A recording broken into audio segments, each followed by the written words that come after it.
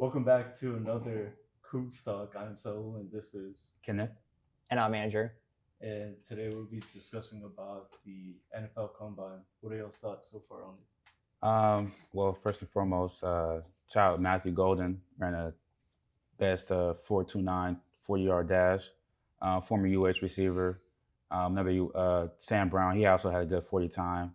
It was a bit of surprise that Isaiah Bond wasn't the fastest receiver, but his teammate Matthew Golden was.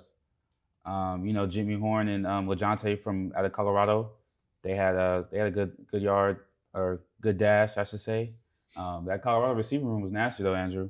Yeah, they were. I mean, Shadur had talked them up a lot during the offseason, and they came out and showed why that they, are trying to climb these draft boards. You got guys like Travis Hunter and Golden and McMillan out of Arizona that are obviously some of the top prospects, but Shadur trying to help his boys out, get these guys some recognition. So yeah, I'm excited. Do college first. Your NFL. I say, well, college, Houston Cougars, UH. I think Willie Fritz is doing his thing. I think he's going to turn his program into a powerhouse in the Big 12. I think the Big 12 is a wide open conference. And then, we got 2026 5-star quarterback on the way. We got Connor Wegman, former 5-star. We're going to have a quarterback battle with him and Zion Chris. Yeah. Yeah, getting Connor from A&M was a big surprise just because, you didn't think he would ever leave. But Marcel Reed came in and took a spot, and now we have Wegman, who I still think is a good prospect. Excited to see maybe how he does in the combine when he gets his chance, if he participates. So, yeah, it'll be exciting for sure. There's a couple of other prospects that, maybe some of these teams might end up drafting. What does Tennessee do at 1? Do they draft a quarterback in Cam Ward who didn't participate, which I thought was a bit of a shocker considering their season, didn't end the way that they wanted it to. Shadur also didn't participate, and he's supposed to go projected top 10 to teams maybe like Cleveland, the Giants, Vegas or the Jets. I don't know where these guys are going to fall. They keep saying that the quarterback room is kind of iffy. So other guys like Genty or Bill Carter have kind of risen up into the top 5, top 10. So as far as draft order, I think we'll see a lot of surprises for sure. Oh, yeah, it's definitely going to be an interesting draft. I'd say this is probably the most unpredictable draft we had in the past couple of years. I do think Cam Ward and Shadur Sanders are both top 5 considerable prospects. I think we probably should have seen Cam Ward participate in the combine, just like you said how his season ended. Shadur, I think Shadur's been for most of the college season he's been talked above Cam Ward. Cam Ward came up a little bit in mid-season as Miami was doing great. Some people have Cam Ward over Shadur. Me personally, I think Shadur is a better prospect, and I think it'll show that on draft night. What makes you think that Shadur is a better prospect than Cam Ward? Is there anything that sticks out? Well, for one, I think Miami had a lot of close games this year or last year that they shouldn't have, and a lot of them was due to Cam Ward. He had a couple turnovers against Cal. I think they should have blew Cal out.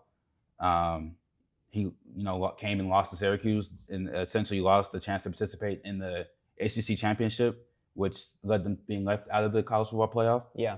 I think Miami goes to the ACC championship and wins. They're in the playoff.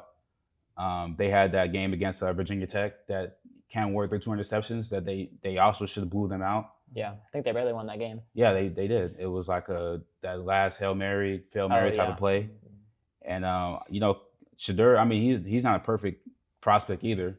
But I think what he's done, he did have Travis Hunter. He did have other weapons in LeJontay and Jimmy Horn and Will Shipley. But also, I think his line was horrible. So what he's done behind that O-line, they did improve in 2024 then from 2023.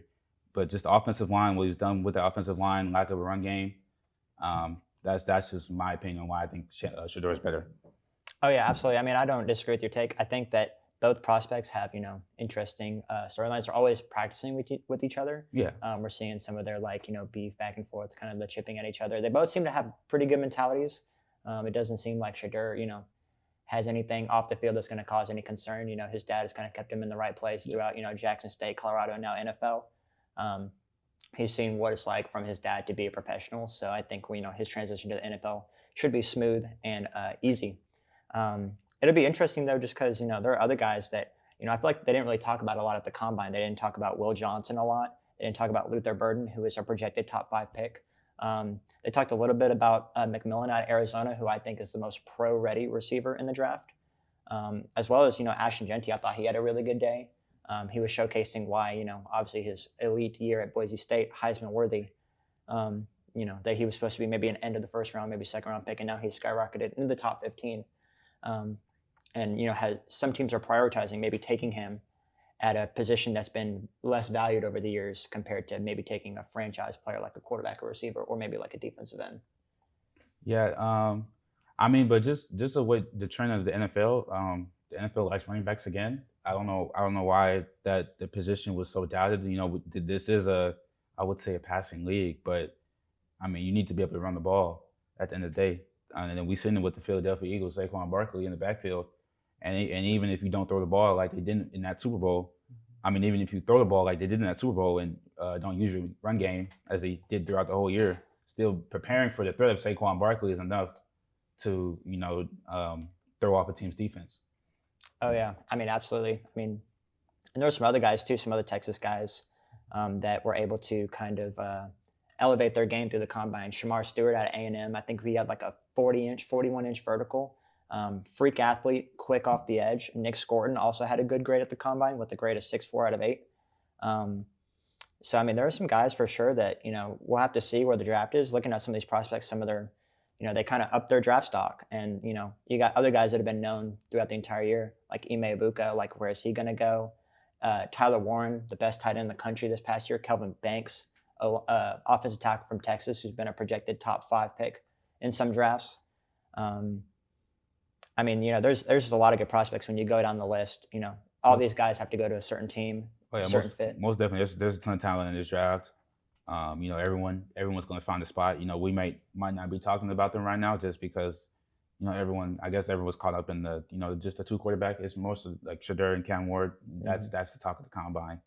And but everyone's going to find a place, and I think this will be an interesting draft. Is there anybody specific that you think your favorite team is going to pick from the combine?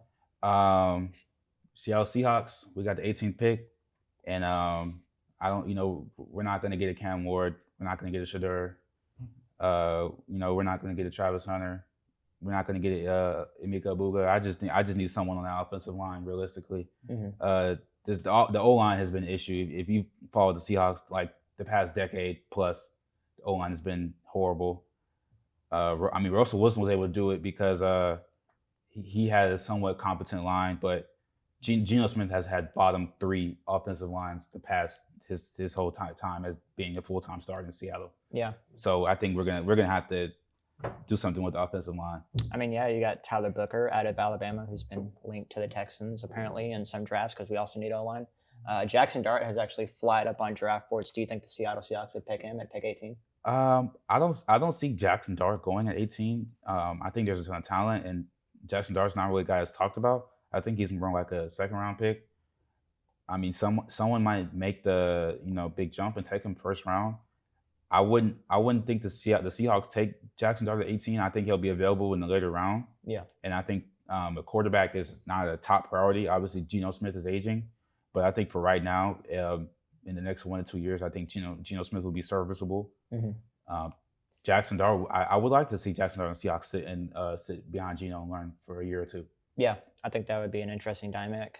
Some of the other Texans players that have been rumored, Winston Jr. out of, I believe, Stanford. They've also linked, maybe Matthew Golden to the Texans. They've also linked Ime Ibuka if he falls that late instead of an O-lineman. But I'm hoping the same thing as you. I'm hoping we take an O-lineman specifically at the guard position. Gotcha. Okay. Well, I got one more question for y'all. Do y'all think, is there like somebody that could rank up to Saquon right now in the combine? Or do y'all think they have potential to rank up to that? Because he has broken a lot of records this past season. What do y'all think?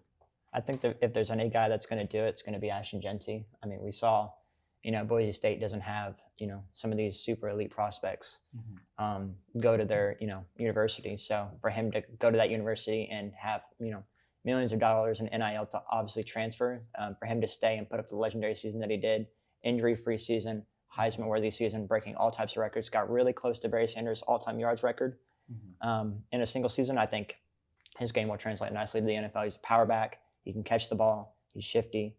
He knows how to find the gaps throughout the O-line, and he's got a good mentality. So I think he'll be very successful at the next level. I think I have to agree with that one. Yeah, there's.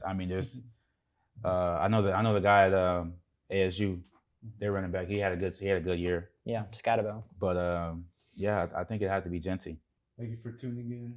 This has been CoogsTalk with Saul. Kenneth? Andrew. Go Cougs.